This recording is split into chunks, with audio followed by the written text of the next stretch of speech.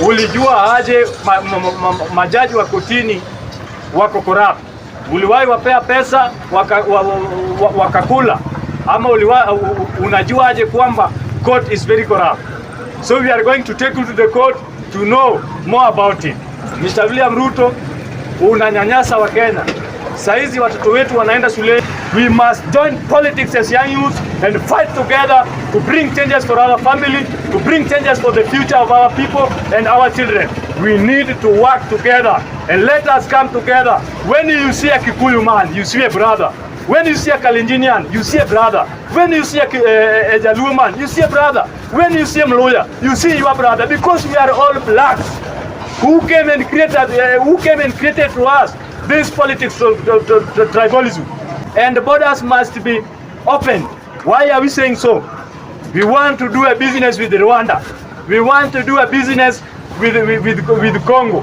We want to do a business with Somalia. We want to do a business with South Africa. So all borders in Africa must be open. Wananchi, nataka nikemee maneno ambayo William Ruto alisema jana.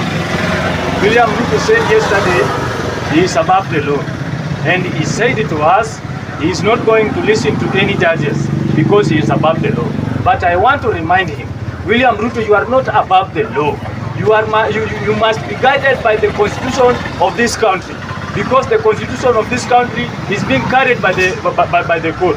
What court did is right according to the constitution.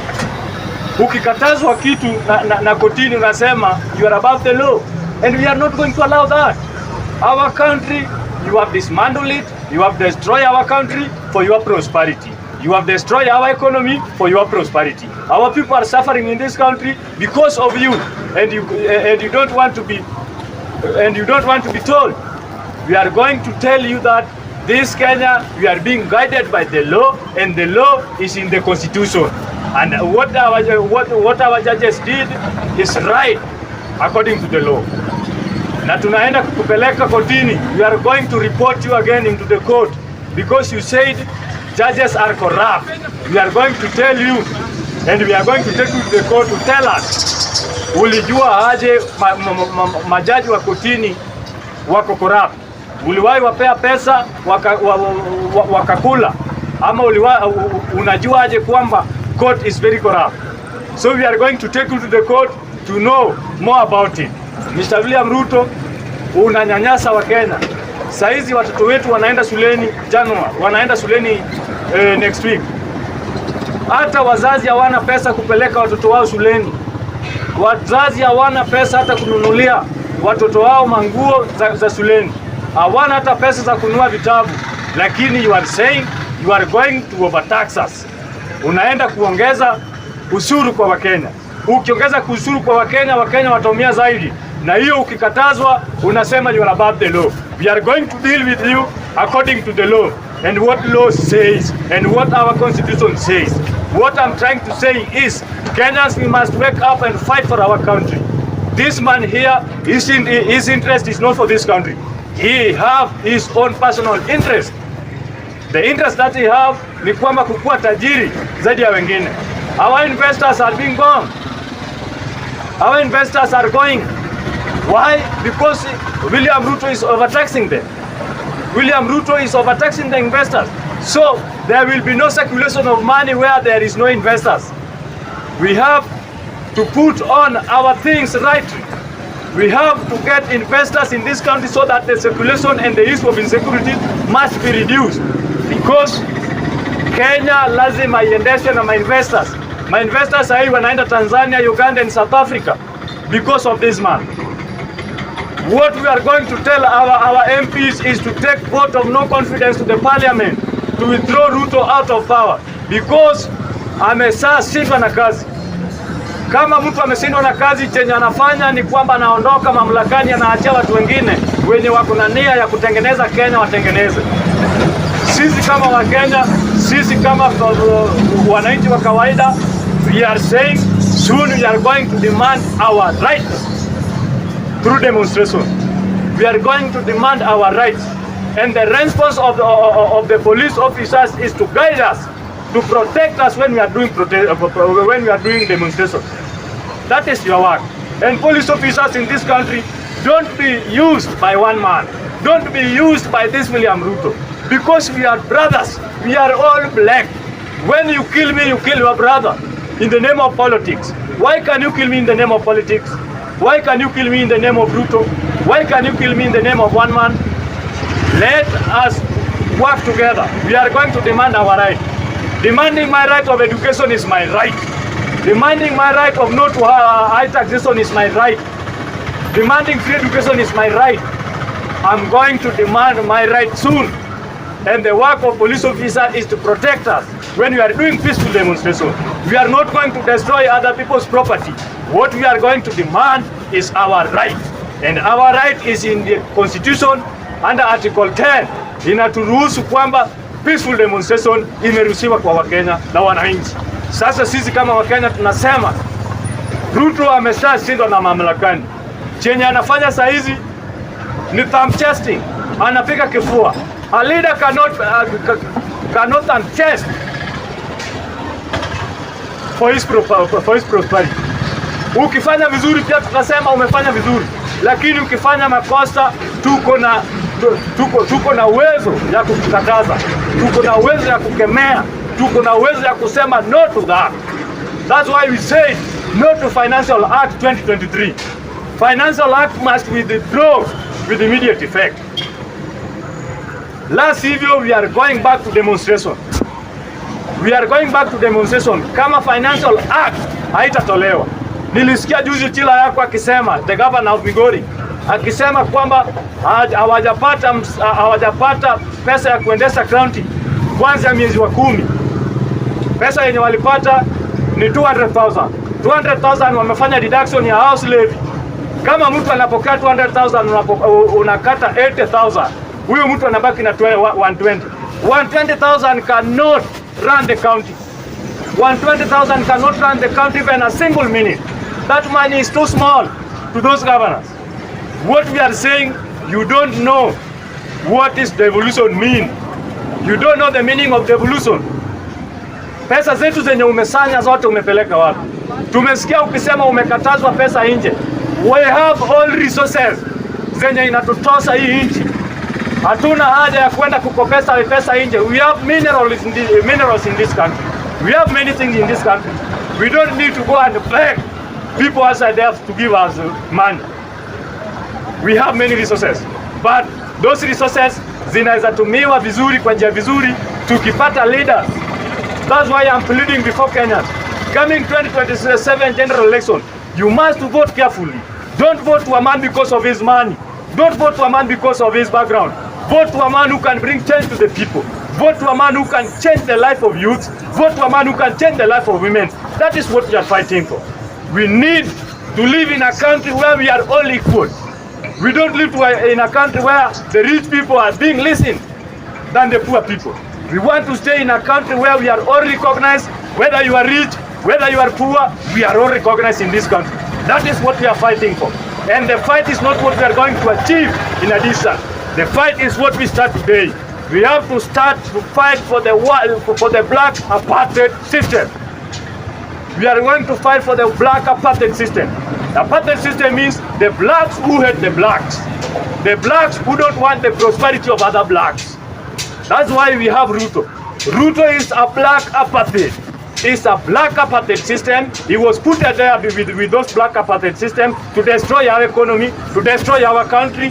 Our children are suffering in this regime because of him. And we are going to demand a black apartheid to withdraw. Secondly, nimesikia vijana wanashikwa Central Kenya in the name of Mungiki. Vijana wenye wanashikwa Central Kenya, not all of them are Mungiki. But Gachaga, you are playing a bad politics. You have to know you are a deputy president of this country. You are not a village leader. You are not a village leader. You are the deputy president of this country. But the way you are behaving, inatuonyesha kwamba you are a village leader. Don't fight for the young youth who are demanding their rights in Central. Those people, you have promised them many things, and they have achieved nothing in your regime. So when they come out to demand their right, Your response is to kill them. Your response is to take them to the jail. We are not going to allow that. And I'm saying here in Nakuru, we are demanding the withdrawal of immediate effect of those young youths who are being taken to the court yesterday, who are being jailed yesterday. Tuna demand hao watu waondolewe haraka iwezekanavyo. Hao vijana wenye walisikwa Central lazima waondolewe haraka iwezekanavyo. Hao si Mungiki. Those are the people wenye walitoka nje kudemand their rights, because Ruto said he will create more than 1 million job vacancies for young youth in this country within 1 year. It is now 1 year down the line. We have never achieved anything. We have never get anything in this regime. The only thing that we have get is for high taxation. That is the only thing that we have get in this regime of Ruto. We are saying, and I'm repeating, remove those young youths wenye walishikwa juzi Central Nyeri, waondolewe haraka, la sivyo we are going to take a serious action. We are going to take a serious action, because we cannot allow youths to be harassed each and everywhere. Youths are not recognized, because why? When we are coming out to demand our right, the response of government is to take us to the jail, to charge us with no reason. We are not going to allow that. Those young youths must be released with immediate effect. Those young youths wenye walisikwa juzi Nyeri lazima waachwe, na nimesema lazima waachwe. La sivyo we are going to take a serious action, and it will not be very easy to you. Gachagua, lazima uheshimu kila mtu ambaye anaishi kwa hii Kenya. Lazima ujue kila mtu analipa ushuru. Hata hao vijana wanalipa kodi ya Kenya. Lazima waheshimiwe. Kila mtu lazima aheshimu wenzake. Hiyo ndio country yenye tunataka kuishi. Tunataka kuishi kwa country where we are all equal. Where we are all equal. That is what we are fighting for. And lastly, I'm telling the President Ruto, ulisema kwamba opposition is the one who sabotage your government. How can opposition sabotage your government, yet you are in government? Opposition is in opposition. You are the president. You are the head of the state. You are the chief commander. How can opposition sabotage your government? You lack ideas. You think we are fools. You think we are jokers. You are joking with our minds. You are the one who destroyed this country. You sell this country to the white people. We are aware. You sell this country to the white people. The white people are coming here to take our minerals. You are keeping quiet. Our MPs, you vote our MPs. We are keeping quiet. But we are going to react. We are going to react. We will never allow you to brainwash Kenyans the way you brainwash them during your campaign. Nowadays, you have never located. You are saying many things and you are doing nothing. You say this in the morning, in the evening you are saying this. You say this in the morning, in the evening you are saying this. We have never located you as our president. Our president must have a stand. And if you don't have a stand, you will lead who? You don't have a stand as a president. Unapelekwa hivi hivi. Those who are in your government are very corrupt people. Very corrupt people. Even the minister of tourism. The tourism is the best place in this country where I can employ many youths. The tourism, only tourism. Because when someone comes from outside, the person that is going to receive him in airport, that is a job. The one who is going to give him a room, that is a job. The one who is going to wash the room that he is going to sleep, that is a job. So the tourism sector is the most place that can employ many youths. But this government, they lack those who can give them ideas.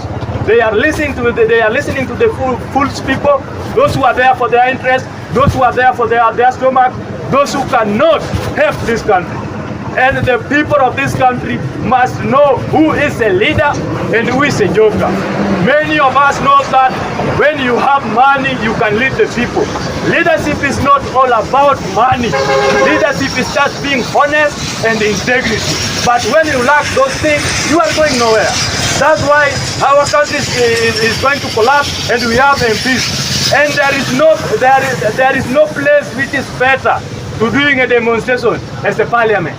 We have MPs. What are they doing? They are still crying with us There is high tax, the Ruto is overtaxing Kenya, yet they have the power, but they cannot exercise that power. Our MPs have the power, even to take a motion of vote of no confidence. No one have done that. No one have done that. Why? They are there for their interest. They are there for their stomachs. When they are feeding their family, they are okay. Then our family is full of food, they are okay. But the people who voted for them, and the MPs must know we are their bosses. We are their bosses. They are our servants. So when a boss sends you to represent him, you must represent him. We send you there to represent us and to talk on our behalf. But you are there for the behalf of one man called Ruto. You are there for the behalf of one man called Ruto. You are not there because of us. You are not there for us, but we are the people who send you to that parliament. We gave you a job, and you are not exercising that job well. You are not representing that job well. In 2027, we are going to remove all MPs cartels. We are going to remove all MPs cartels. Those who have sold our country for their prosperity. Those who destroy our nation for their prosperity. We are going to deal with them, and the time is coming, which is 2027. We are still fighting. We will never sold out because we are the soldiers. We will never sold out. We are going to fight for the change. We need change. What we need is change. We need to stay in a country where we are all equal.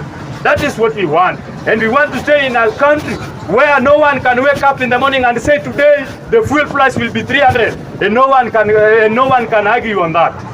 We want to stay in a country where we are all recognized in any event.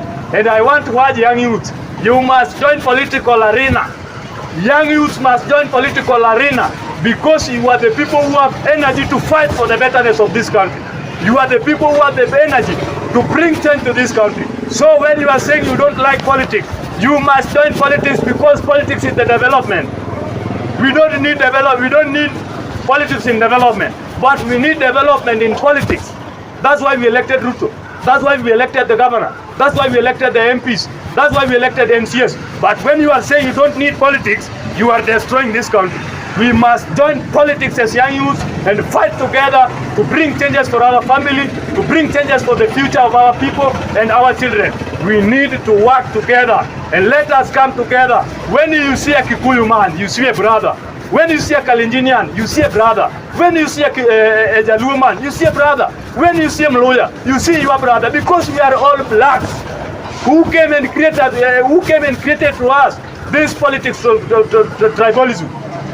Are those big people, those old people, those second generation.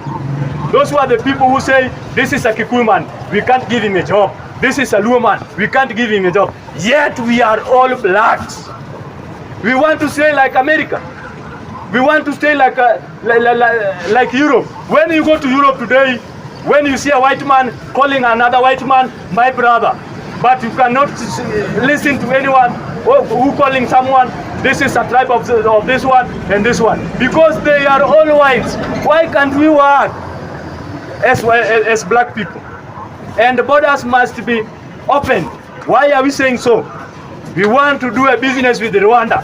We want to do a business with Congo. We want to do a business with Somalia. We want to do a business with South Africa. So all borders in Africa must be open. Must be open. When we open those borders, one from Kenya can go and work in Nigeria without any passport. When in Kenya can go and work in Congo without any passport. So we are saying what we need is free borders. Africans borders must be open, like United States of America. All borders there are open.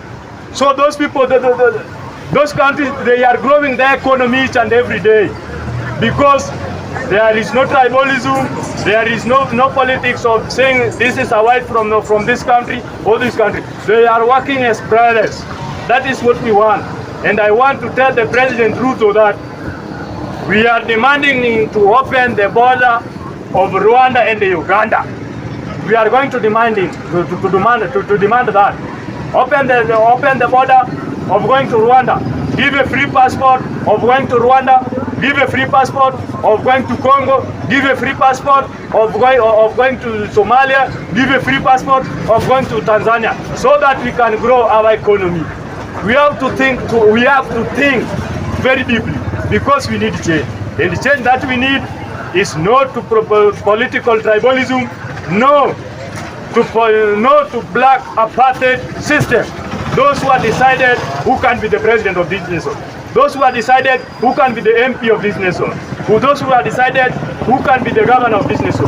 We are saying no to black apartheid system. Thank you very much.